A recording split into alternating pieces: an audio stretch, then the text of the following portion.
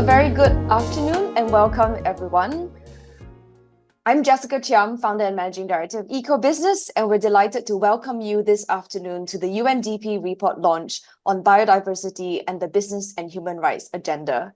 Thank you all of you for spending the next hour or so with us. I wanted to take this opportunity to wish everyone Happy World Environment Day. I recognize that for those of us who work in this sector, every day is World Environment Day. But I think it's also important that there is a specific day in which the world can come together, not just to celebrate the environment and all the ecosystem services it provides for us as a species, but also to use it as a powerful call to action. Established by the United Nations in 1972, this platform raises awareness about the most pressing environmental challenges we face and inspires us to find solutions. This year's theme is focused on land restoration, desertification, and drought resilience.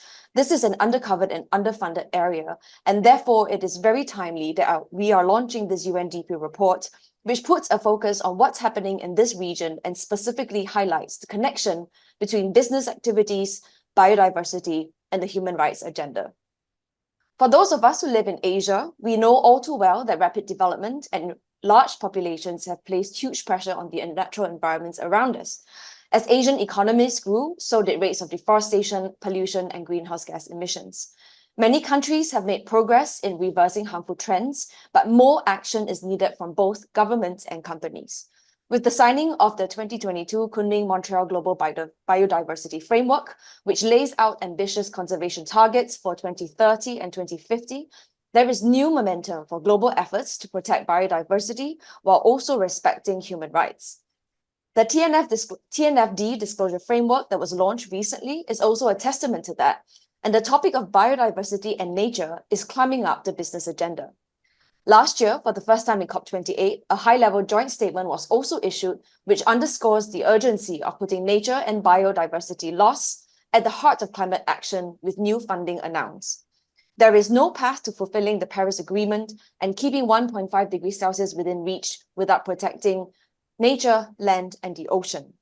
So this report today focuses on how the loss of biodiversity and ecosystems can impact at least 5 of our human rights: the right to clean, healthy, and sustainable environment, the right to health, the right to an adequate standard of living, the right to cultural participation, and the right to work. I'm really excited to be deep diving into this report with all of you, and we'll be starting off with an overview by Sean Lees, the Business and Human Rights Specialist at UNDP Bangkok Regional Hub, as well as convening an expert panel to provide some insights on how these issues affect all of us. Our speakers today are Professor Benjamin Cashaw, Lee Ka-shing Professor in Public Management and Director, Institute for Environment and Sustainability, Nicole Torres, Programs Director at Parabukas, Ms. Esther Ann, Chief Sustainability Officer at City Developments, Mrinalini Rai, Founder and Director, Women for Biodiversity, and Soline Le-Doze, Regional Technical Advisor at the UNDP Nature Hub. You'll all have a chance to interact with each other throughout this session. I can see that that's already going on in our chat boxes. So do prepare some questions for our panelists and type them into the Q&A box, which I can take later on in this discussion. Now it's my delight to introduce Sean for his introductory remarks and the report overview. Over to you, Sean. Well, thank you very much, Jessica, and thank you for that warm introduction and informative introduction, in fact. And I'll probably be reintroducing some of those ideas later in my conversation with you. First, let me just say thank you everybody else too for being here today. It's my distinct pleasure to announce the launch of our new report, Asian-Focused Biodiversity and the Business and Human Rights Agenda, and indeed, Happy World Environment Day. I look to World Environment Day as a sort of a day to make a resolution, like a New Year's Day resolution. Sometimes I commit to a new recycling regime, or I recommit to public transportation. This year I'm going to go into my kitchen and I'm going to find an appliance that I don't need to keep plugged in and unplug it for like 6 months or so. And I'm looking at my one of my little refrigerators for that this year. So indeed, it's an important date. It's a good date for us to make a resolution, and it's a perfect date for the launching of this new report. So on this first slide, you see here, thank you very much, Sheila, for putting it up. I'm going to highlight the report's most important features. First, this report gives us a view of the state of nature in Asia. It also demonstrates how business are contributing to biodiversity loss in our region. It expands on the human rights implications of biodiversity loss, and it demonstrates the relevance of the UN guiding principles on business and human rights to this agenda. Lastly, it provides recommendations on steps that business and policymakers can take to indeed reduce biodiversity loss. And you'll see that they're organized there under those chapters. Now, under slide 2 here, importantly, this report demonstrates that nature risk is financial risk. Nature risk is financial risk. The World Bank's estimated that up to 50% of global GDP is moderately or highly dependent on nature. And in fact, ecosystems collapse where we see it, where it's happening, the rate we're seeing it, could cost the global economy up to $2.7 trillion a year, 3% of total GDP by 2030 if we do not arrest and reverse biodiversity loss. Of course, the lower and middle income countries are bound to suffer much worse, will fare much heavier losses on account of nature loss.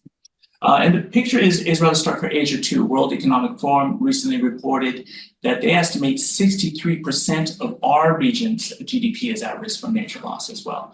So I think that comment, nature loss is financial loss, is starting to resonate principally with the largest multinational enterprises in our region, but it's also starting to resonate too with policymakers and the wider public. There's now increased recognition of the impacts and dependency on nature that we experience. And this is fueling now this development of large sustainability frameworks at the global and regional level. I'll speak to a little bit what's happening at the national level, but I'm less of an expert as some other of the people have joined us today. And the first one, of course, is the Kunming-Montreal Global Biodiversity Framework, which Jessica mentioned.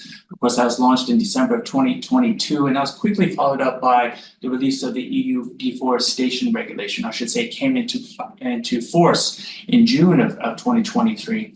Shortly after that, in September of the same year, we find the recommendations of the Task Force on Nature-Based Financial Disclosures, really a brand new set of recommendations that's been taken up very rapidly by a lot of different actors, both in business and in policymaking circles. Now, it would be remiss if I didn't mention the many voluntary measures also being taken up, for example, by our good colleagues at our close colleagues rather at Business for Nature. I encourage business leaders who may be on the call today, sustainability professionals, to sign up to the call for action that's hosted on their website. There are other voluntary measures being taken up by industry that I'd like to mention, but perhaps for a later time. As importantly, though, is this year's, and maybe in fact more importantly, is the Conference of the Parties, the Convention on Biological Diversity, which will meet, as many of you know, in November in Colombia. This is the 16th conference, otherwise known as COP16. Keep an eye out for this because governments will be bringing their national biodiversity strategies and action plans, or NBSAPs. They will be bringing those forward to demonstrate what their country, what the government intends to do to meet the obligations under the global biodiversity framework. Let's move to the next slide. One of the main points of the report is not merely that biodiversity is a economic matter, it's a pressing environmental issue, it's a regulatory matter, it's indeed a human rights imperative. There's less written about this, and this report is trying to fill that gap. And as Jessica mentioned, there are at least 5 human rights we think are most at risk by biodiversity loss. The right to health, the right to an adequate standard of living, the right to cultural participation, the right to work, the right to a clean, healthy, and sustainable environment. And this is relevant too, because the last point I'd like to make is that identifying the links between the environment and human rights also brings in the nexus that it might enjoy under the UN guiding principles on business and human rights. Now, these UNGPs, as they're called, is the world's most authoritative normative framework guiding responsible business conduct that we have today. It's also not well understood and well known. However, this framework, made up of 31 principles organized under 3 pillars, is being widely adopted in Asia. There's a significant amount of momentum by governments in endorsing, adopting, and developing national action plans around these guiding principles on business and human rights, and not just small countries in a corner of our space. We're talking about India has one in process. Indonesia just launched their National Action Plan on Business Human Rights. Japan as well, not to mention Thailand and Mongolia, Malaysia, Vietnam. So this business and human rights agenda is taking off in our region, and it does a lot to complement what's already happening, for example, at the international levels around the GBF, or the Global Biodiversity Framework. I could speak more to this, but I'm feeling like my time is running out. I would implore you to read the report, understand how these guiding principles can help shape strategies on assessment, mitigation, and remediation of environmental risks as they relate to human rights. Understand more about the state of nature in Asia and why it is a financial risk as much as a nature risk, as much as a human rights risk. And indeed, support your government and support inside your company efforts to build out policy, to develop due diligence tools, and to communicate widely to the public why biodiversity is important to you, why it's important to your company, why it's important to your stakeholders, your civil society stakeholders, your stakeholders in academia and elsewhere. Indeed, this is all in. We have to be all in on this agenda because the nature agenda is a global agenda and it's an Earth agenda. On World Environment Day, I just want to say again, thank you so much for being here as we launch our biodiversity report. Cheers. Over to you, Jessica. Thank you so much, Sean, for that overview. Really insightful. And I think you are spot on when you say that this is a financial risk, business risk issue, and really that business, governments, and civic society stakeholders really have to pay attention to it. And I'm reminded all the time, of this documentary that WWF put together called Too Big to Fail. And really, there is just no jobs nor returns on a dead planet. And I think this is what we are facing with the biodiversity and ecosystem risks that we're seeing today. With this, I'd like to invite all my panelists to come on and turn on their cameras as we move into this discussion. I would also like to perhaps, start off this discussion with recognizing that this human rights agenda has made a lot of progress in this region. I think in previous years, many of you who know and work in this region, there are sensitivities when we talk about human rights, especially in the governments and in the business context. But this has changed tremendously with the recognition and the UN declaration that the human right to a safe, healthy, and clean environment is really critical for a thriving society. And with this, I'd like to start the discussion with Professor. Professor, you have worked in Asia for a long time. You come with, many perspectives from all over the world. What are some of the key findings that most resonate with you from this report? And in particular, specific action points that you think is very useful for this region? Yeah, thank you very much. And let me just start by saying congratulations to UNDP and the entire team and all the supporters of that project on this call for such an important report, highlighting not just today's concerns, but actually concerns that have been developed historically. So what's interesting about this report is that the focus on human rights, and by the way, yes, there might be some sensitivities around the term human rights, but when it comes to the actual objectives, there actually aren't that many sensitivities. The actual things that are meant to be achieved, there's quite common consensus that these are really important objectives. From the Sustainable Development Goals that we've now been coalescing around to going back as far as the first Rio Earth Summit in 1991 had an emphasis on Agenda 21 and going forward in that regard as well. So I want to congratulate UNDP and say a couple of things about what's fascinating about this. So the first is that these concerns aren't actually new. They've been around for a long time. We see them again in the places that I mentioned. And we even see them in things like the UN Global Compact, for example, that was really established through the UN as a way to get companies to think broadly about their sustainable development missions. We see it in things, for example, like the Forest Stewardship Council, created in 1993 as a way to foster markets, business activity around both the environment and development, including significant principles on human rights and indigenous rights and so on. So what's unique about this now, I think, is the attention that we're getting across sectors, the intensity of the importance of linking not just the environment in business, but the people that live in and depend upon these resources and they're often the most vulnerable as well. So I'm going to offer some big picture thoughts and then some more specific examples about the questions around how we engage then going forward. So first of all, I often joke that as somebody who studies contemporary sustainable development policy, who is now turning 60 this year, I'm now actually also a historian, just by default. As you get older, you become a historian. And so what I've noticed is, on the one hand, great attention to developing standards. What are the things we want to achieve on human rights? And again, I think we, from Jessica, got a nice consensus on what needs to be achieved on the ground.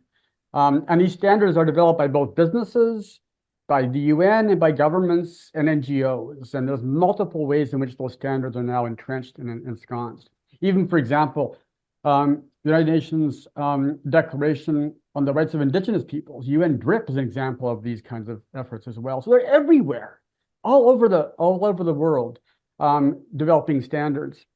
And organizations and interventions have been attempted to implement those standards on the ground. But on the flip side, we have ongoing frustrations over the pace and scale of change in achieving these results. After all, why are we having this very Zoom calls? Because we don't yet have the impacts on a widespread scale that we want to have.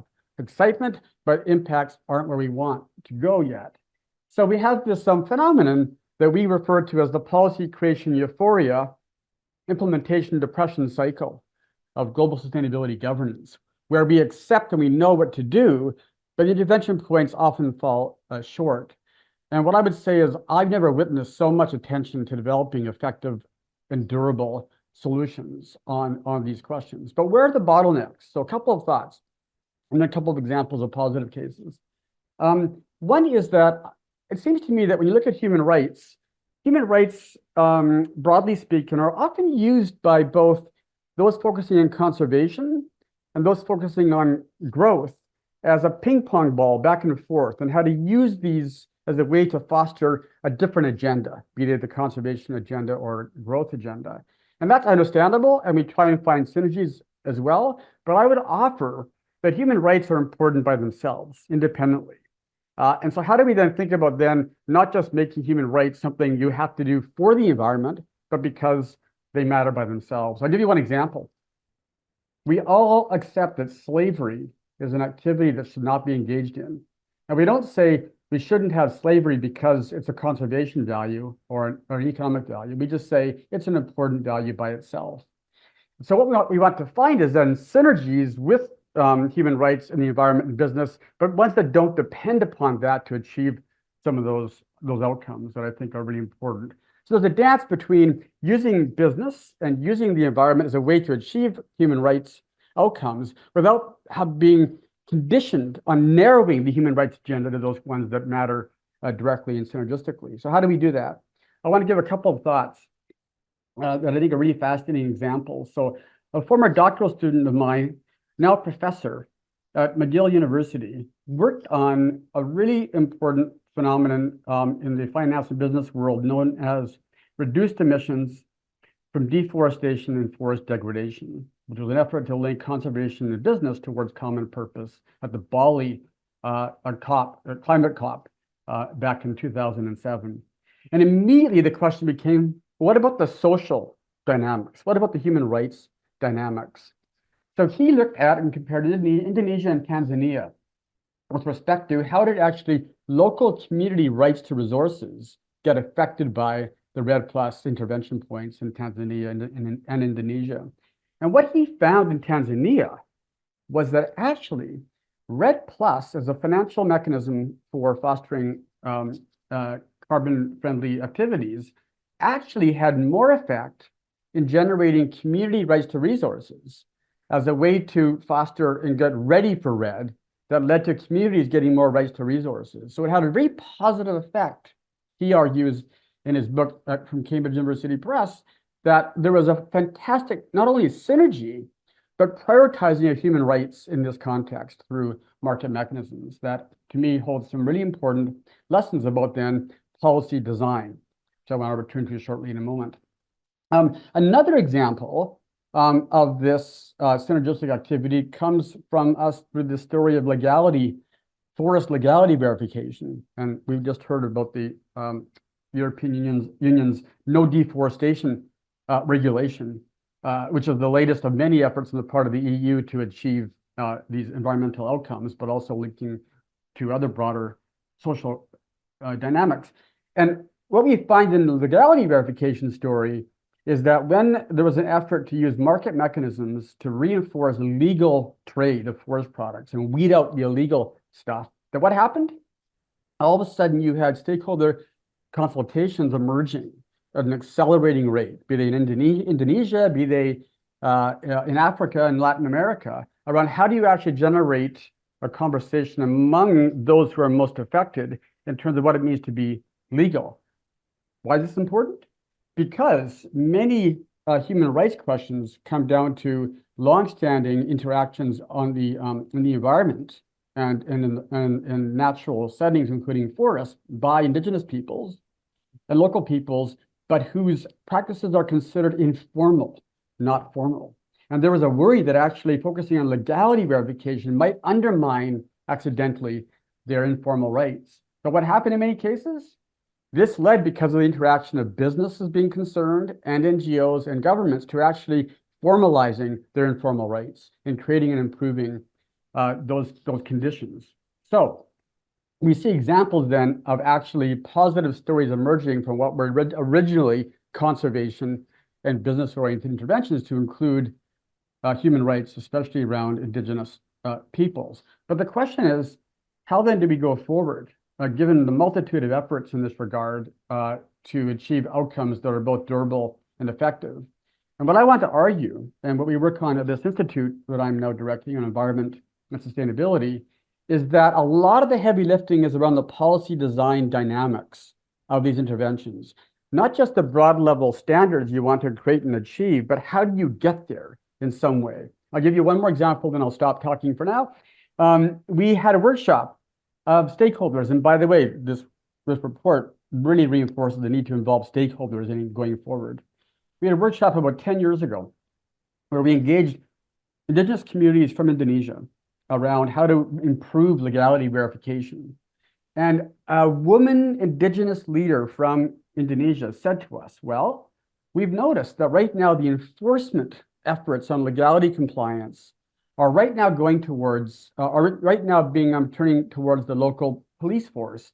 But we think they're not the best ones to be enforcing legality compliance. It ought to be instead an international NGO that has the international credibility to think about then how you would enforce for human rights and local peoples.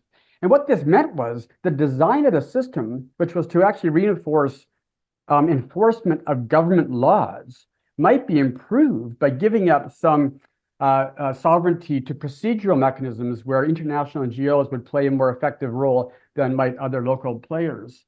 So how you get that design question going and support going is it not just a big picture question, it's a nitty-gritty design question that I think offers promise in generating these both durable and effective outcomes, which reinforce the need to then co-generate design lessons by engaging in multi-stakeholder processes. So I'll stop there, but wonderful report.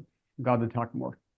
Thank you so much, Professor, for that very wide-ranging overview and also a double click into some specific examples around the region. I think you are, really spot on in terms of localizing the design of many of these interventions. And that's a great segue into Nicole. And Nicole, I know you work very much on the ground in the Philippines, where we have seen that there has been quite an increased incidence of clashes between indigenous groups with businesses and also with policy stakeholders. Would love to hear your thoughts on what you've seen on the ground, but then also overall, in terms of the region, are we making progress? For example, taking the ASEAN Declaration on Human Rights as an example. Well, good afternoon. Thank you very much, Jessica. Thank you very much for having me this afternoon. It's an honor to be in such distinguished company. So we do work a lot with indigenous peoples networks in Southeast Asia and the Philippines, and our work has really confirmed, the findings in the IPBES global assessment that lands that are managed or used or occupied by indigenous peoples and local communities are basically islands of biological and cultural diversity. They're islands because they are surrounded by areas where nature is declining at a more rapid rate. And I think that this is something that the report recognizes as well. So just to give a brief concrete example, so there have been fairly recent sightings of breeding pairs of the critically endangered Philippine eagle, and these have been seen in the ancestral domains of indigenous peoples in Bukidnon, which is in the island of Mindanao in the Philippines. So the indigenous peoples in this area have received support and training and equipment from local NGOs to serve as forest guards, so they're able to monitor local biodiversity, and that draws very closely from the intimate knowledge that they have of their ancestral domains. And I think that's important also because indigenous peoples are able to monitor eagles, which are keystone species. So keystone species indicates the overall health of the ecosystem, and because there are breeding pairs in Bukidnon, it means that the forest is likely still very healthy as well. I think that despite this, though, that cases where indigenous peoples and local communities are engaged in this very constructive and this very participatory and inclusive manner are still quite rare. There are many, many risks that indigenous peoples and local communities still face throughout the region, even when their land tenure is secure. So there are some places where there are no legal systems in place that will allow for them to secure their land tenure. But even when even when they do have some form of title or some form of tenurial instrument obtained, that's not really a guarantee against, displacement or the loss of ecosystem services. Sometimes the causes for that displacement or loss of ecosystem services comes from a well-meaning place. But we also hear a lot about what they call fortress conservation, or this is actions that seek to conserve or protect biodiversity and ensure sustainable use, but basically do that by keeping people out, by fencing off large areas as national parks or game reserves, and ignoring the realities on the ground that there are local communities and indigenous peoples who have ties to those places, not just for their livelihoods, but for their cultural and spiritual identity. Unfortunately, I think that we also know in this region that business has contributed a lot to the risks that indigenous peoples and local communities face. So to give an example, the report focuses on fossil fuels, right, when it discusses the energy sector. And that's true. Indigenous peoples and local communities do face those risks from fossil fuel, oil, and gas development. But the report, I think, is also right to say that renewable energy projects have their risks for indigenous peoples and local communities as well. So again, in northern Philippines, there are river dam projects that are expected to impact key biodiversity areas and ancestral domains. Waste to energy and biomass plants throughout Southeast Asia have also raised local concerns around air quality and health in surrounding communities. And I would agree also with Professor Kishore that even market mechanisms do not come without risk. So I did work on REDD+ as well, locally in the Philippines for a number of years. And there are reasons why the REDD+ safeguards in the Cancun framework have rights dimensions that look to indigenous peoples and local communities specifically. There's also reasons why work on REDD+ focused a lot around corruption risk, or what the corruption risk in particular countries are. So there are human rights considerations across all proposed solutions. And just to speak briefly on the last point that you raised, Jessica, on the ASEAN declaration. So I think a lot of our participants today will know that ASEAN has been working on a declaration on environmental rights. And I think the most recent draft was released in March 2024. There is some general text and some bracketed text on human rights and environmental due diligence, but there is also general agreement among stakeholders in civil society that on the whole, the declaration is not ambitious, even by soft law standards. Notably, there is no mention of indigenous peoples in it. There are efforts to kind of tweak that language to say ethnic communities instead, but even references to ethnic communities is spare. So I think that there is a lot of improvement that could still be done on that declaration to make sure that it is actionable, especially for communities in ASEAN. Thank you very much, Thank and you. happy to engage further. Thank you so much, Nicole, and for giving us an overview of the ASEAN Declaration on Human Rights. It's obvious that we still have a lot of work to do, and it requires, a lot of coordinated efforts between the local groups and policymakers as well as businesses. At this point, I wanted to bring Esther from CDL in. Businesses have, outsized role to play. They are often in many human rights conversations being fingered as the culprits, and the ones that are putting impacts on our natural ecosystems. But of course, they're part of the solutions as well. And CDL is the first SGX listed company to disclose, for example, to the TNFD framework, which is very commendable. And this TNFD framework really is to help companies really discern what is their impact and how can they do something about that. So Esther, really would love to hear your thought process on why CDL decided to be the first mover to adopt that, and what kind of business outcomes do you see out of it?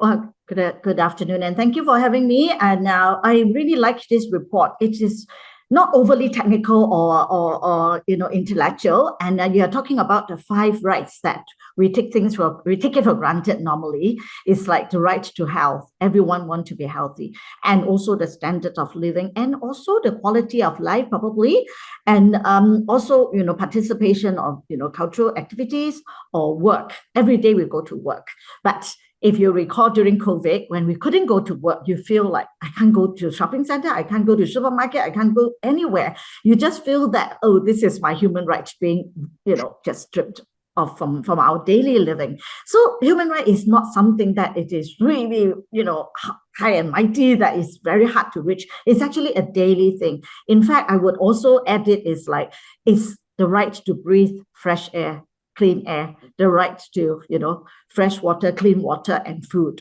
So these are actually a day-to-day things that, all of us should enjoy.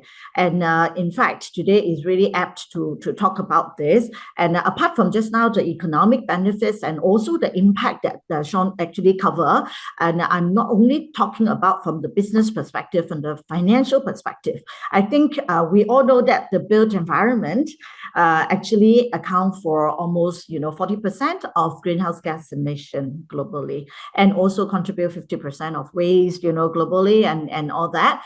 And the sad thing is actually, I don't know whether it's sad or realistically, urbanization is everywhere. Okay, and the world is actually building an equivalent of Paris every 5 days, an equivalent of Japan in 1 year. So it is fast building up, and 70% of all building now exists today will still be around in 2050.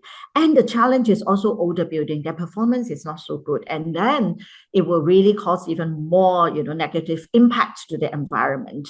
Not just about greenhouse gas, but, greenhouse gas actually linked to heat, severe heat. And heat also related to heat, related illnesses and all that. I still remember last year in the Climate Week in New York City, one panel is just talking about heat-related illnesses and all. And I met the world's first chief heat officer from Freetown. So it is not just, talking about sustainability anymore. We're talking about specifically on heat, how heat really affects people's mental health, physical health, and ability to work productively and efficiently. And of course, it has impact on, social and also environmental. And in fact, all these are actually common sense, if you ask me.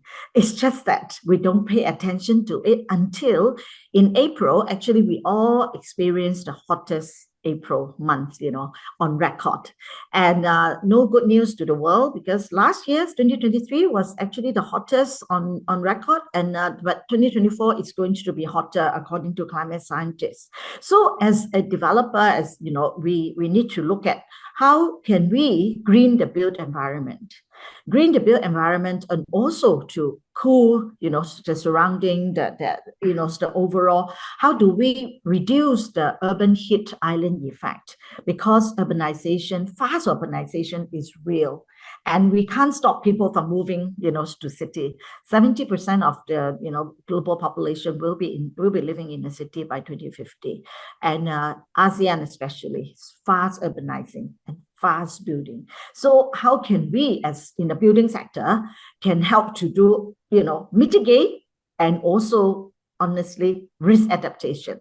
And mitigation is a given. If you don't mitigate, nothing will happen. But we need to aggressively, proactively, to find way to green the environment by planting trees, by, against, we have to look at reforestation, and we also have to look at how we can even, in our building environment, in the residential development especially, we put in at least about, 50 to even 65% of the site area for greenery. Because in Singapore, honestly, very luckily, we don't feel the heat as bad as because of the 40% green coverage in Singapore. So almost everywhere you go, even in the CBD area and all that, you still have some so-called green lung, and a little bit of garden park, and all that. It really helped to absorb, heat and carbon. All of us know that forest is actually one of the most powerful carbon sink. And of course, it does, delights and calm people. Everyone know that even during COVID, everybody go to the park, everybody go to the garden because it really calms us, and also that's the really to relieve stress and all. So definitely now, when we look at all the green building standards in the world, we are not just looking at energy efficiency, we're looking at health components very much. And also greenery is one aspect that we can actually help to promote, healthy living.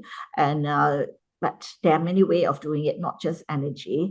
And people spend about 90% indoor. So indoor quality is also very important. We can also green indoor, and especially in Singapore, we also encourage indoor farming because we only produce less than 10% of nutrition needs. And we always encourage people to really, you can plant even hydroponic, in your living room, in your kitchen, and all that. So I think all these will green the environment, green and provide healthier lifestyle and all. And why did we do TNFD is actually a natural progression, because all along we actually we embrace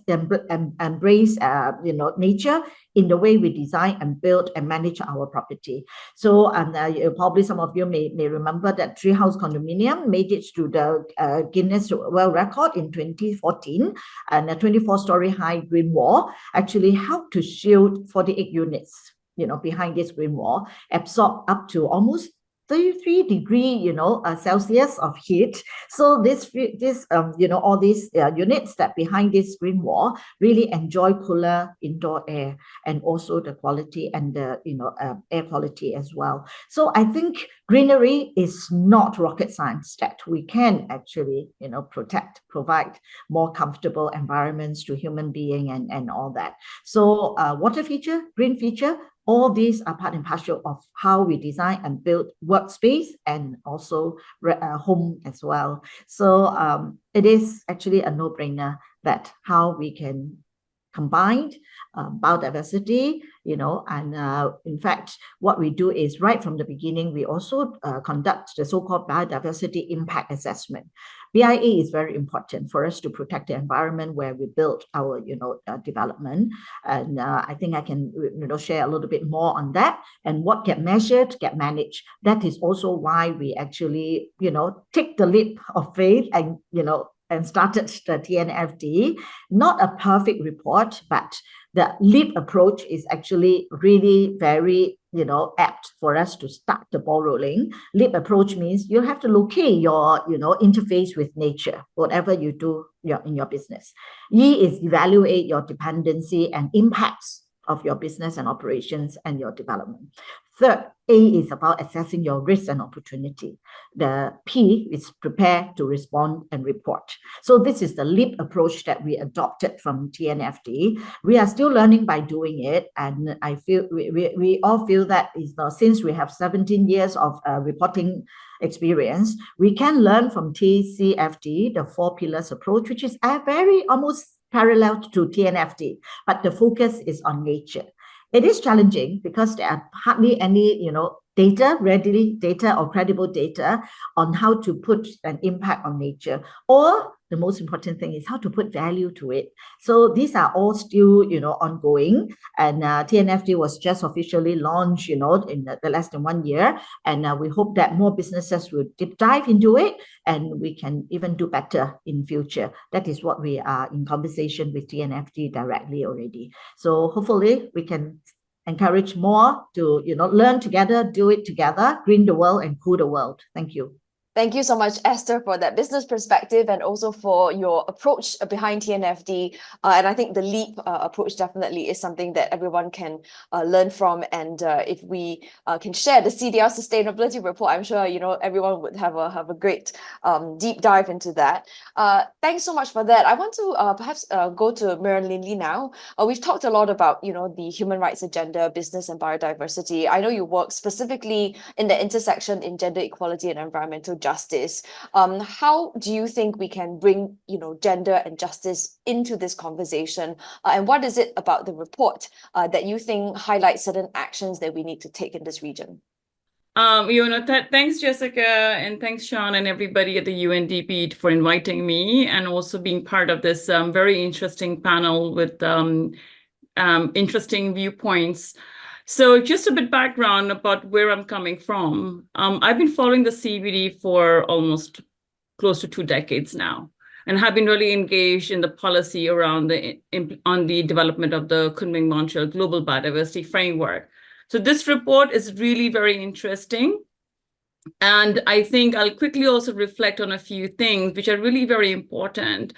Is that while we are looking at the UN guiding principles on human rights and business, especially when you're asking me about gender, one thing also really becomes important is how can those guidance also take into its own course the UN guideline, the gender guideline for the human rights and business.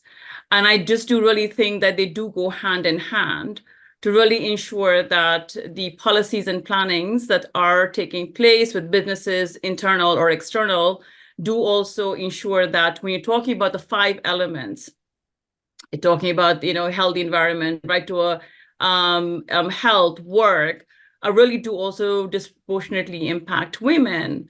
And I'll just give an example. And I think when the question asked was in the UN report was on the UNICEF on water, right? I just want to quickly share something which is more relevant for us in this region, is the palm oil plantations, right? So if you're going to be looking at and taking this from a human rights submission from Pesticide Action Network Asia Pacific, where they really have a case study on how the valuation of women in these plantations are really very low, right? There are about 900,000 plantation workers in Indonesia and Malaysia, whereas a lot of the women are unregistered, which also means that they also then come not even in the radar when you're talking about safe environment, right? You're talking about healthy environment, you're talking about right to work, you're talking about dignity. So this is a very clear, small, concrete example I really wanted to share on that because it's very relevant for the region that we are in. Now, looking at the larger perspective of the guidelines, we also really need to look at, because I see a lot of the panelists also talk about Indigenous peoples and local communities. I myself am from an Indigenous peoples. And this is the evaluation we also really need to see is we're talking about biodiversity, what are the non-market valuation of nature, not only market-based? Because again, one of the pillars that you've talked about is culture. Culture is very much based on the valuation of traditional knowledge, which may not have a valuation of economics behind it, but it is a valuation of right to one's own identity. And especially when you're talking about indigenous peoples and local communities, it just becomes really very important to also take that culture right, which unfortunately in some cases where Nicole pointed about when you're talking about large scale infrastructure or energy is where by de facto they do get undermined and they do get violated. So say, for example, you're talking about the ASEAN Human Rights Declaration. Of course, you're talking about so the importance of saying that human rights may seem sometimes very easy for us to involve, but to have the state parties and businesses to really have it accountable is where the conversation is missing. It's not that we haven't had these guidelines. The declaration, the UN guiding principle is 2011, more than a decade old. But what we really need to see are actions and how those visions of doing these three pillars are actually accountable. And I think this is what's really missing. I think what Benjamin talked about is accountability mechanisms.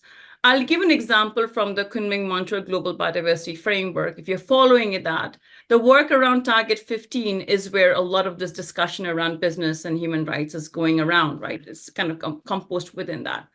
But what it also really lacks, it just runs short of being accountable. Of course, you have a disclosure, but when you're looking at large scale mega projects, and a lot of them influenced by the climate COP, where you're talking about just transitions and mineral transitions, you're really not taking into consideration that they also have a much more larger impact on communities. Not us, we are very much in the urban settings, right? We're talking about the larger populations which are on the ground and where these projects are going to really have a larger impact. So it really becomes important, say, for example, the work around due diligence. I know we have a lot of process around EIAs and looking at the remedies and stuff like that and having safeguards. But what really I always tell people is we need to maybe take a step back. We really need to really look into is the drivers of biodiversity loss, and the UNDP report has very well done that. And I think what we really need to place within that is the aspiration is there, but we need a bit more of challenging actions of what really needs to be done. For us, I think there's a very strong component of due diligence and accountability has to be housed around it. You may have mitigation, you may have adaptation, but for me, it's after the fact, after the wells have been poisoned, after the dams have swept away communities, after the mining has disrupted peoples. And this is a case that in Asia, that we do face, like dam is a really big project. You have mining which are coming up, and some of those solutions are seen as green solutions, right? They're seen as renewable solutions. So I think it really very comes into that. And when you're looking at these larger proportions of peoples, we also then have women who are rather a large portion of those communities themselves. We haven't really looked into that, and it'll be very interesting. So in the biodiversity sphere, now we are looking at gender-based violence and environment, where there are cases where you're looking at infrastructure, you're looking at mining, or including protected areas, where protected areas management have violated women's rights. This is sexual harassment you're talking about. So it's kind of, they look like very basic, but as compounded, and when you're looking at that, we really, as global policymakers, we really need to address that nobody's rights at any level should be violated. We really need to look at these intersectionalities across these processes. So I'm going to leave it to that for other speakers, and I'm happy to come back on this again. Thanks, Jessica. Thank you very much, Milanini, for kind of giving us some insights on the ground as well as bringing in the gender lens. I think it's extremely complex, and would love to ask, later on in our discussion, what is our ask of policymakers, of governments, of state governments, and also of businesses to ensure that these rights are protected. And perhaps this is a good point to bring Solene and the UNDP back into the conversation, and to get your perspective on, what are some of the specific things in the report that you think we need to focus on, and then specifically on sustainable finance. I know this is an area that's emerging in the region as well, that needs to be scaled. How can this be channeled into biodiversity protection as well as human rights? So over to you. Thank you so much, Jessica. First of all, I'd like to congratulate my UNDP colleagues on releasing this report, to wish a happy World Environment Day to everyone, and to thank you for having me. To answer your question, I really believe that green financing and sustainable investment are powerful tools to scale biodiversity conservation up, as well as ensure human rights and healthy economic growth in Asia. But I believe also that transformative shifts are required, including with regards to how nature is valued, and we talked about this earlier. And for moving away from nature negative investments and policies to adopt more nature positive ones. And here I would like to highlight that this is what the UNDP's Nature Pledge, which was released this year, is about. It's the UNDP's commitment to put nature at the heart of development. And it works in 140 countries around the world. It has 3 pillars, a value shift that really tackles like what we're talking about, like the value of nature, but not only like monetary value. It has an economic and finance shift, and a policy and practice shift. And I invite you to have a look at it to understand what we're talking about better.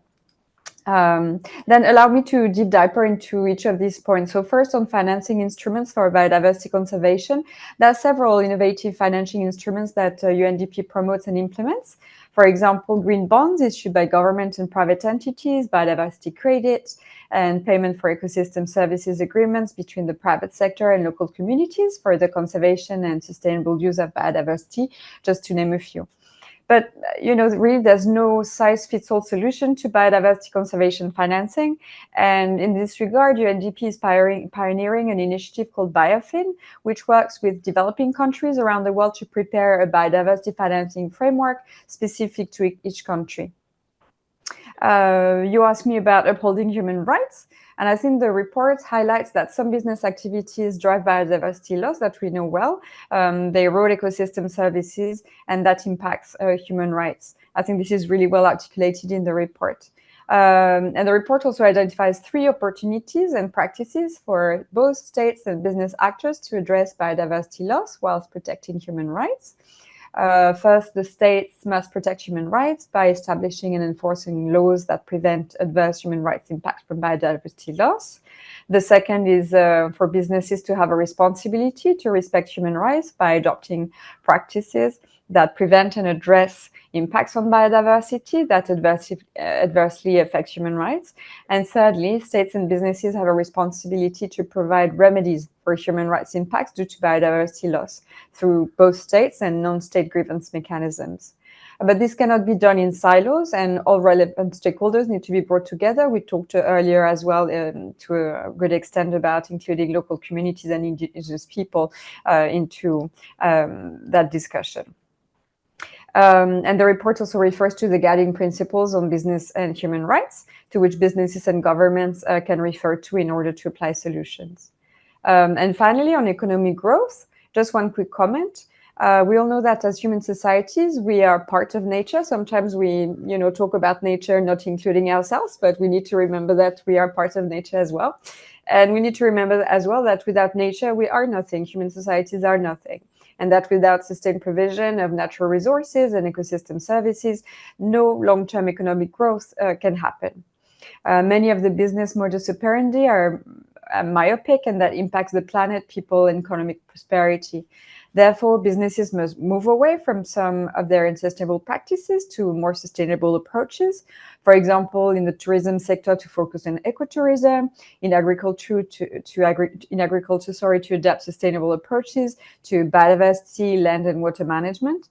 And all businesses, I believe, have opportunities to adopt nature-based solutions, develop more sustainable value chains, adopt circular economy approaches, limit pollution, harness the potential of the blue economy approach and aim at becoming more carbon neutral. So this goes back to what you were saying in terms of businesses are, of course, like part of the solution. And without them, we can't achieve our goals, that we have for the planet in order to have a protected nature in the long term.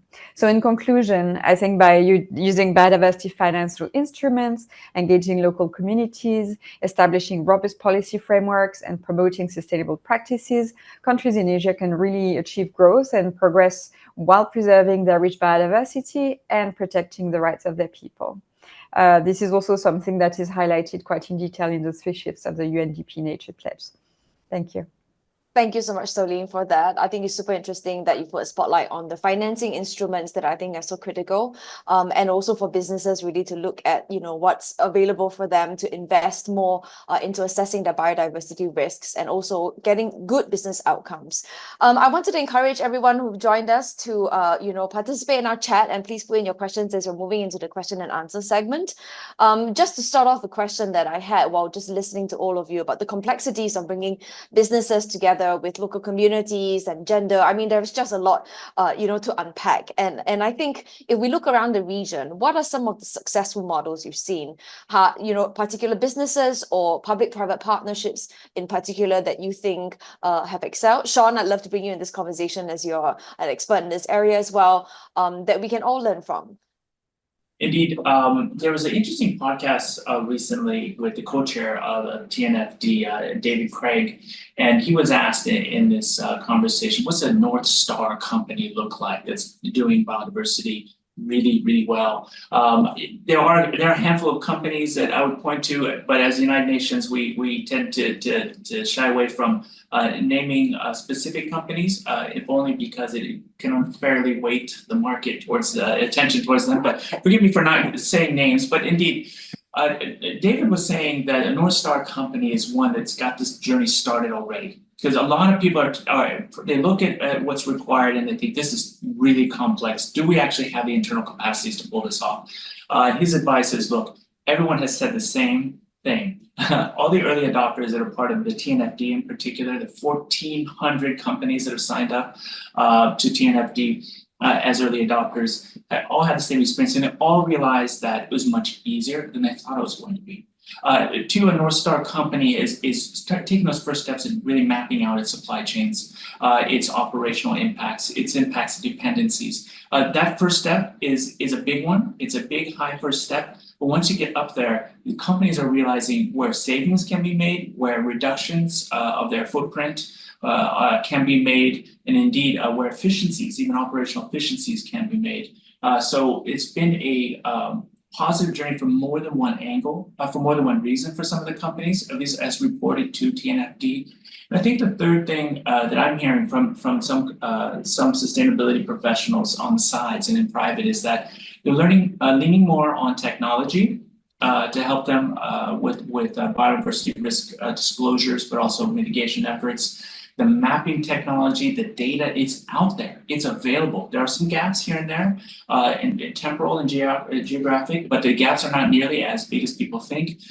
It's about building that in-house capacity to analyze the data accurately, and also to work with your suppliers on traceability. It's the same thing in almost any sector, but really, or rather any type of sustainability topic you're undertaking. But really the first key piece of advice and the North Star companies are those that are getting started and giving it a good go right now. Thank you so much, Sean, and really true words indeed, because there's so many companies now who are kind of scared of all the disclosure frameworks out there, and they think, I'm not going to put my neck out. Perhaps this is a good transition to bring Esther back in, because I know you have to step off early, Esther. But what are some of the business benefits? Because we're always talking about these disclosure frameworks as more things that companies need to do and they have to invest in. And many of them are afraid to say the wrong thing and do the wrong thing as well. But what are some of the outcomes you've seen with CDR taking leadership in terms of disclosing to TNFD and looking at biodiversity? Yeah, I think we heard so much about greenwashing, green hashing, and green bashing, and all that. So this is not something good for to encourage organizations to really take the bold step. Because if everybody lay low and don't do anything, would it do any good for the environment? And if everybody is bashing someone and you know, suspecting everything that an organization set the targets and all that, I think it also not going to help. So I think we need really collaboration. And for us, Jessica, you know us for a long time, and we started our journey in 1995. That is 29.5 years ago. So it's not because it is a trendy things that we, you know, jump on the bandwagon. And we started with a very simple ethos that is conserving as we construct. And I'm also a big fan of the triple bottom line. It's very, very applicable even today. You know, that was established almost 3 decades ago. And what I believe in is without a healthy planet, there's no healthy people and market. And there's no one, no businesses or individual can prosper. So it's just that for businesses, you have to also make sure that you maintain financial viability and maintain profitable, but not at the expense of the planet and people. If a businesses cannot survive, if they close down, who will suffer most? Your employee, your employee's family, your supply chain. So, you know, that is also human rights, that, you know, the right to live, the right to earn a living, the right to work. So I think all these are very, very connected. And if we talk about yes, we do need public-private partnership to accelerate action. And I think our green building, you know, standards and all those are really good example. Before the Building and Construction Authority, actually we work very closely and together contribute our idea, because we launched our first eco condominium in 2002. So that's very almost like setting some, you know, example and benchmark for green building standard in Singapore, and which was actually launched in 2005. I'm not saying that they follow us or whatever, but it's just that we can, as a practitioner, we can share what is doable and what is not doable. And what is not doable today doesn't mean that it can't do, you know, tomorrow. And but we need to bring the whole value chain together. Supply chain is very important, because we need to report to, you know, on our scope 3, which is actually largely contributed by our suppliers, our, you know, for procurement, building users, tenants, and all. So how do we get data from them, and how do we get them on board? Just give you one actual examples that we actually launched a Queen Bee project recently, just less than 1 month ago. Is a 3P partnership. The government, the Enterprise Singapore, provides 70% grant to set up, you know, platform to help SME to set up their IT platform to report on carbon. And they engage authorized trainer and IT consultants, you know, using this 70% grants to do so. And SME only needs to provide about 30% of the sum. But to us, we deal with SME all the time. To them, even $10,000, $20,000 is too much. So that's why we brought in DBS, the bank, to help to actually advise them on the financial, you know, and also if, you know, after the audit, they need to, you know, replace aircon chiller or lift system or any equipment. Green financing come to the picture. Just now, another panelist already talking about sustainable finance. It is going to be a key enabler. Technology and solutions to green the built environment or any industry are more available now, but they won't come cheap or free. So how do we mobilize capital to finance and accelerate action? Sustainable finance is a key enabler.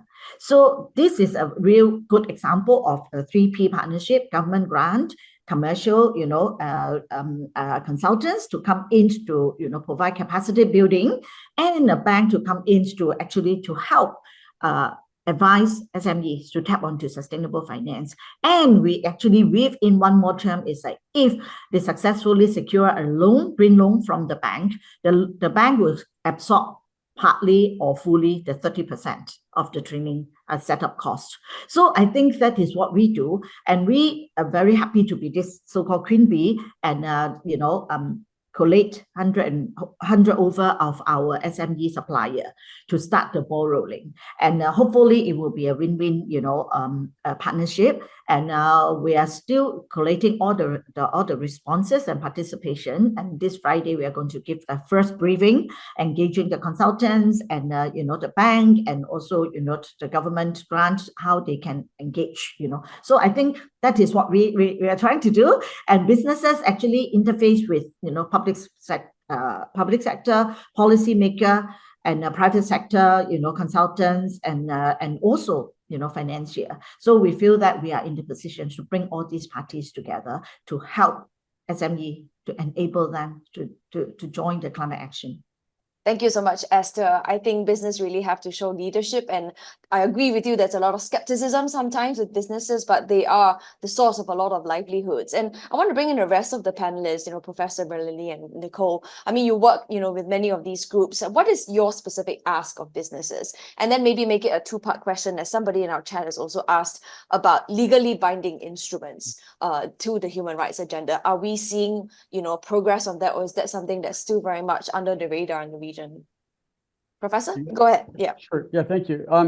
First of all, really wonderful conversation, and I like your question. Let me just say a couple of things about the positive stories. So on the one hand, we're hearing human rights is multidimensional, and there are many different kinds of specific things we want to achieve with that broad concept. But what have we achieved? Well, we know, for example, that in poverty alleviation, hundreds of millions have been lifted out of poverty, and businesses have been part of that development agenda that has been very useful in providing and enhancing livelihoods and income. And in fact, the report highlights this tension between that positive outcome on, a basic human right to have livelihoods, and then other biodiversity aspects. We shouldn't forget that. That's been a huge impact on humans. That's been very, very positive. And then likewise, on the 30 years of finance and market-driven mechanisms I work on, there's now absolute acceptance that local peoples, indigenous rights to resources must be incorporated now into a conservation agenda. That's an outcome that wasn't there even 15 years ago, or 10 years ago for that matter. So these things have happened, and they're really great. And the panel here is more about how do we move forward in ways that are even more impactful. So that relates to the question then around what's the balance between the report asking for law enforcement, better laws, more effective laws, and then business. What's the best interaction? And to me, that's the question. Right now, we have so many interventions out there, law, business. It's very hard to actually keep track of all of them. There's so many. And there's so many actual objectives we want to achieve. It can get overwhelming, can't it? Right? We all agree on these outcomes, but wow, it can get overwhelming. So one way out of this conundrum is to think more clearly and carefully about the actual things you want to achieve, very specifically. What are they? And I think this report does a good job in highlighting the key things, from education to healthcare and so on. And then how to achieve them in some kind of policy mix. So what's the mix of government versus private sector innovations? And just in that regard, we work on this notion of global pathways that you can travel to try and achieve these outcomes. So for example, there's a markets pathway that can be either strong or weak. There's a rules pathway, which usually, by the way, is weak, not strong. It does something, but it's usually pretty weak. There can be a norms pathway that can be strong, like the slavery norm, for example, anti-slavery norm, or it can be weak, where you've got a norm and a standard that's emerging, but it's just sitting there on paper, not doing much. And then you can have, of course, have working with capacity building to help groups and be engaged in the policy process. So how you mix those up to get an actual effect on the ground, to me, is an underexplored effort that dialogues like we're having now in this talk, but also more focused dialogues that this report calls for, could really help achieve outcomes on the ground around common and specific purpose. We did this, by the way, in Peru, when it came to indigenous rights to resources, drawing on global legality efforts through market efforts to weed out illegal timber. And through really sophisticated policy mix interventions, we identified some real possible leverage points. But to me, it's much more now the time to get into the nitty-gritty of what the intervention actually is and what the result would actually be, and try and get that to be durable and effective, rather than more conversations on what standards do we need. I think we now know the standards, they're out there. The time now is for meaningful action. Thank you so much for crystallizing it for us there. Any of the other panelists with something to add on this point? Mrinalini, I think you wanted to mention something earlier. Yeah, no, thank you. I think just briefly on what you talked about, Jessica, on should we or do we need a legally binding instrument? Maybe. As you know, that at least in the Latin America and the Caribbean, you have the Escazú Agreement, right, which is now a regional legally binding instrument that is basically on environmental justice, right? It also has a very strong focus on information, access, and remedy, things that we are talking about here, right? And also a very strong we talk about indigenous people's rights, also a very strong importance on the rights of human rights, environmental human rights defenders. So maybe we do need something like that. Because like I said, the work around human rights is more than 75 years old. It's not like this is an issue we are talking about right now. And if it was as easy, we wouldn't have to be in having these webinars, right? Because of the challenge. Because it's not easy. It's easier said than done. If, say, for example, the ASEAN Declaration is hesitating to put the word indigenous peoples, which is recognized in a very large scale, you can just imagine the value of it. And I think I really want to reiterate this, is that human rights is not a word to be used easy. It's easier said than done, because there is still a lot of struggle. And the core idea around how we want to put human rights in those 5 huge big frameworks you have in the report will be challenging. Because first and foremost, if you don't recognize the rights holders, we will not go anywhere. If you do not recognize the roles and contributions of right holders or the vulnerable groups, either or, including indigenous peoples and local communities, women or youth, you will not get anywhere. So for those ones, we really need concrete laws, I would say laws, including for businesses, because what will happen is that they will fall through the cracks. What is going to happen, to be honest, is that businesses are going to be doing the bare minimum, right? Safeguard, and this has been true. So what I always tell people is the collaborations are very important, and it is time for all of us to come together. That's the reason why we are here in these spaces, talking with each other, to each other. But it will be really very important that when we are having these very high ambitions and putting human rights as a language, and then we really need to adhere to the basic principles that everybody has a right to dignity, and that could be smallest thing, but it is really very important to put into place. Otherwise, without it, we may use human rights in a space of saying we are working towards it, but really having that, again, I'm talking about the accountability part of that, is the first initial steps. If you do not do the pre-process of identifying how could be those impacts, direct or indirect. It's not about green jobs. It's not about that. On a larger scale, people's right to a healthy environment will be lost if we will not go on a path which is really grounded on social justice. Thank you very much. Very well said. Yeah, I think there's a lot of challenges here, and you're right. If even putting the word indigenous peoples into the ASEAN Declaration is difficult, it shows where we are. And I think the onus then falls on us, and to remind us also on World Environment Day that we all play a part in advocating for these instruments and these declarations as citizens. Really valid points there. Nicole, Soline, any thoughts here before I move on to the next question? Okay. I think just very briefly from me, I think something that also complicates that question around developing meaningful solutions that address the rights, especially of vulnerable communities, is time, because we are very, very rapidly running out of it. Within the next couple of years, we can expect that most ecosystems might not be there anymore, that the climate will be at a stage that its impacts will be irreversible. So I think that it's great. Like, we know that these principles, these standards and solutions are in place, but the action has to translate very, very quickly as well. That's all. Thank you. Thank you, Nicole, for reminding us. Time is not on our side. That is very, very true.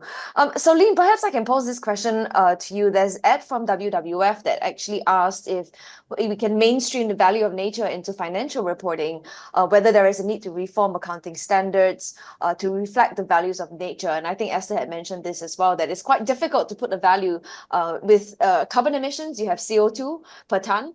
With nature, what is the equivalent value? We don't see that yet. And, you know, how do you think the international community should be reflecting this in the balance sheet of businesses?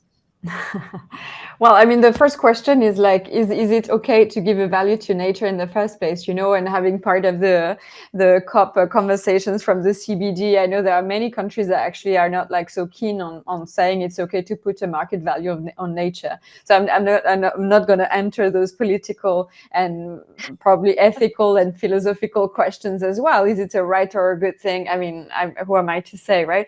What I know, though, is that I've seen from practice that if you take into account, like we also know the global like economic models, you know, how they work and everything. So we know that if we don't put a monetary value onto the natural resources that are used into businesses and like all human activities or whatever, these are externalities that don't enter like the way markets work. It's not reflected in the value of the products that are produced, right? And here I'm talking a little bit as an environmental economist, but like this is the reality of things. So if there's nothing to actually put a value on, you know, the water, the wood, all the natural resources that enter, you know, the production and the value chains of businesses and everything, then of course you're completely underestimating the actual value of nature and of the products as well. The end price of these products don't reflect, you know, the total cost, and in particular the cost on environment and potentially the social cost as well if human rights are not respected, right? So I think it's a difficult conversation. I think, you know, the more we go, we can try. I mean, I've seen also some like really good, you know, examples of payment for ecosystem services as well. And these, I like this approach because it also touches on other values that are not like only, you know, it tries to put an economic figure on values provided by ecosystems, but that are not only kind of, you know, market values. So it touches on, you know, cultural cultural values as well, which I think are important as Renali said, like often overlooked, right? So I think there are ways in which we can, you know, sensibly try to put a value on nature, and also, most importantly, reward and pay the custodians of the nature and natural resources in a way that recognizes their role and their importance in managing those resources. And also entice them to continue doing so, right? Because if there's no value to what they're doing, they're going to do something else that might be, you know, more degrading of nature, whether we're talking about local communities or whether we're talking about businesses or any stakeholder for that matters. So that, I mean, I'm not sure if that helps a little bit. I can't really talk about like, you know, putting nature value into the accounting of businesses because I'm not an accountant and I'm not a specialist of this area. But that's what I would say from a biodiversity and ecosystem services practitioner. I hope that helps. Thank you. No, thank you. I think that's a very, very tricky and difficult question. I think Nicholas Stern has said climate change is the greatest market failure of all, and that also applies to, you know, biodiversity and natural ecosystems. With an eye on the time, I just wanted to wrap up with a final question to all our panelists before handing back to Sean for some thoughts. Would like to ask of you, like, what gives you hope, right? Today is World Environment Day. We wanted the participants to leave not feeling depressed about the state of the world, but about what can we be hopeful on and what kind of calls to action you would see. And I know Esther has to hop off, so Esther, you can start us off, and then we'll go very briefly through. Great. My hope is like we can respect and listen to each other's hope and wishes. And I actually posted today, We Love Our Planet is actually a children's storytelling competition. This is the fifth year. And we have actually learned a lot from 3 years old to 12 years old. You know, our children, what are their wishes for a world that they are going to live in? So I think alignment is important, communication is important. So I hope that everybody can appreciate each other's and respect each other's hope and wishes. Thank you. Thank you so much, Esther. Take care. We'll catch up with you very soon as well. Thank you. Thank Yeah. you. And my apologies to lock up now. Yeah. Yes. Yeah. Professor, over to you. Great question. I wish I had more time. Just briefly, Stern called it the greatest market failure, but we call climate and biodiversity loss a super wicked problem that's been caused by markets being successful. So you got to be careful here. And in fact, this conversation is around how can businesses help steer towards effects that the report has identified they've been part of causing. And in our definition of super wicked problems, the second feature is that those causing the problem want to solve the problem. And all of us have been causing these problems in some way, but all of us, as highlighted by this conversation, want to solve them. So what gives me hope is that after 35 years of studying this stuff and being involved in the practice of sustainability governance, I've never seen so much attention to actually getting results in the policy design side of things. How do we design for effectiveness? And I would just say, let's double down on that mission. We've got the standards, we've got the objectives. Let's now double down on designing to be effective and durable in the long run. And I see a lot of hope there. Thank you so much, Professor, and very, very well said. We actually have seen an incredible momentum in the region. We just need to get to work. Yeah. Nicole, over to you. Yeah, thank you. Well, I guess so far as hope goes, I take a lot from the stakeholders, the communities and civil society organizations that haven't given up, who still keep with this work, even when it's difficult, to try to make efforts to co-create knowledge and co-manage biodiverse areas. There are more ambitious actions like civil society in the Philippines that have lodged cases against carbon majors before a national human rights institution. But just, I'll go straight into my ask from that. But again, just to reiterate briefly that I think we're a little past the point where we can just keep relying on hope by itself. There is a lot that needs to be done. Whatever success has been experienced needs to be scaled up and sustained at a much faster rate. And this goes into my ask, because my ask is, I think that this means there needs to be increasing support to communities on the ground. But that increasing support will entail changing models of what it means to engage locally. So I think that we can't always keep thinking of Indigenous peoples, local communities, and stakeholders as a requirement, like a tick box on a form whose consent where consultation is required. We can't always keep thinking of them as beneficiaries of even well-meaning projects or interventions, but as partners, who have a lot to bring to the table and who can make all measures, interventions, and even policies more effective. Thank you. Well said. Thank you so much, Nicole, reminding us of the importance of partnerships across all levels, really. Going over to Marilyn.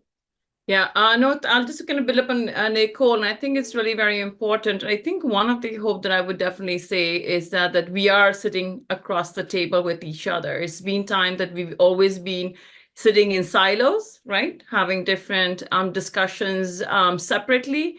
But of course, with the idea that we all are looking to have a healthy ecosystem to survive in, as whichever models or hats we are wearing. So I think it's time. There is a lot of work around now building synergies and doing cross-sharing, because I think, and Nicole said, we all bring very diverse perspectives. We may not agree on everything, but at least the idea that we are ready to sit on the same table and discuss about it gives me a lot of hope, right? Earlier, it was very much divided space. So I think that is really very important. And also saying that I think what really needs to be done as an action is that we really need to ground the realities of communities, whoever they are, as women or youth or Indigenous peoples. And just what Nicole said, and I think I'll give the example from the UNDP report, right? There are good examples that if you give ownership of resources to Indigenous peoples and local communities, there is a positive biodiversity input, right? Sean, in the UNDP report, you've shared the case study of Hinlat Nai, which I have gone to, and I am in touch with the community, saying that that's now recognized as a cultural community by the government of Thailand, right? So saying that when you're talking about these actors as partners, also recognizing that they are the rights holders And it starts from there. You see, either you're going to put market based on that, unless and until communities or those people, populations on that ground do not have that basic access, which is basically land. You cannot, whether you put value to nature or to any services, you will not go anywhere. And this is the reason why the crust around why it's really very important becomes a core. Because, like just for CBD is that you talk about genetic resources, which is wider than what you'll be working on. And putting the market value, what it may do is that without putting really very strong safeguards and recognitions, it will have an adverse impact on, again, violating further rights of indigenous peoples and local communities, where the discussions are, protecting 30 by 30, etc. policy. So just a thing of caution that let's work together. We are here together, and this gives me hope that we are together looking at these solutions, and happy to still engaging. So there is still hope. So thanks Thank you very much. Yeah, that's wonderful to end on a message of hope. So Lynn, over to you.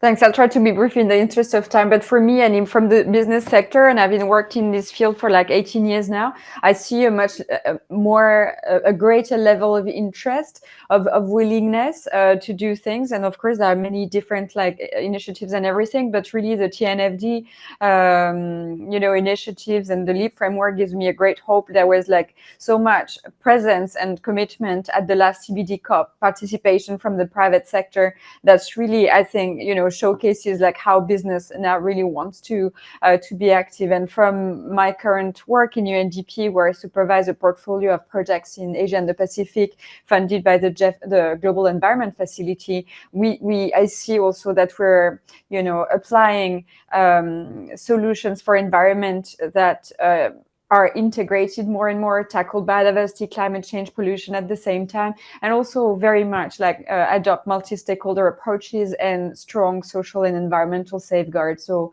I think there are good things happening, and hopefully we can, make them successful enough to achieve the big, issues that we need to tackle. Thank you so much. I really appreciate all these messages of hopes and action that we can all take away. And I think on that note, I wanted to hand it over to Sean to just, provide some closing thoughts. Thank you very much, everybody, for these words of hope, and indeed with regards to the rest of your interventions today. All very dense conversations, and also very sophisticated conversation. One way that we measure how fast we're going and where we're moving to is by the sophistication of the conversation, and we're definitely seeing that baseline rise very high, and indeed with this conversation too. I have a wide angle on our room today because I wanted to point attention to Belinda and Sheila on our team here at UNDP are very critical to getting this report out, and indeed I've been asked also to zoom in. Sorry, guys, I'm gonna have to say goodbye now. But look, I'm zooming in, not to flatter myself, but indeed just to and maybe impress upon this point that these reports can be hard for UNDP to put out because we do open our arms to all stakeholders, and that means having a balanced view. And it means capturing the best of each stakeholder group and to bring them to the table so we can have constructive conversations about a way forward. Unconstructive conversations will lead us, down a path of a cul-de-sac. We'll just go around and around in circles. But we all feel a sense of movement for different reasons, as just expressed in this last segment, Jessica, on what gives you hope. I just want to point out a few things. One, a lot of comments too in the chat box with regards to nature-based solutions. More investment there and inexpensive investments there to help us manage some challenges. Some attention too on the role of environmental and human rights defenders, and indeed I need to speak to Brinalani later about Target 22 and more attention going into the GBF on that agenda. Financing. Critical. I need not repeat why. But then this issue of concrete laws versus voluntary measures. Usually, the voluntary measures, the soft law, it moves to the concrete laws. But let's remember too, it's important to remember enforcement of these laws is as important as having concrete laws. And indeed, there are many constitutions in our region that already protect the right to a clean and healthy environment, but we're not there, are we? So it's not just concrete laws, it's also enforcement of those laws. And so in the meantime, until we get to that point where laws are drafted and they're enforced and bad actors are penalized. We need business to step up and to do their part, regardless of what the laws are, regardless of what the enforcement measures are. So thanks everyone for being here. There's many more things we could talk about. And indeed, we will have an announcement to make about our Corporate Sustainability and Environmental Rights in Asia Forum. It may not happen this year, it might happen at the top of next year, so we can restart in March. But I'll let everybody know, including you, of course, there, Jessica at EcoBusiness as one of our partners. Thank you, everybody, for being here. Back to Jessica for the last word. Thank you so much, Sean, for all those perspectives. And it just now leaves me to thank everyone, our participants and our speakers and UNDP for this partnership. A lot has been said here. We're also going to be producing a story and a summary of this panel discussion. Please do look up EcoBusiness. We have free newsletters and also a series called Decoding Sustainable Finance and also a section on human rights. And we follow this issue very closely. And I think, ending on a message of hope, I'm filled with a lot of confidence that enough people that care about this issue for us to make progress on it. So on that note, please do download the UNDP report and read it, and also subscribe to our newsletters. And on that note, I wish everyone a great week ahead. Thank you. Thank you. Thanks, Thank you everyone. very Thank much. you. Have Thank a you. good Bye-bye. afternoon. Bye. Thank you.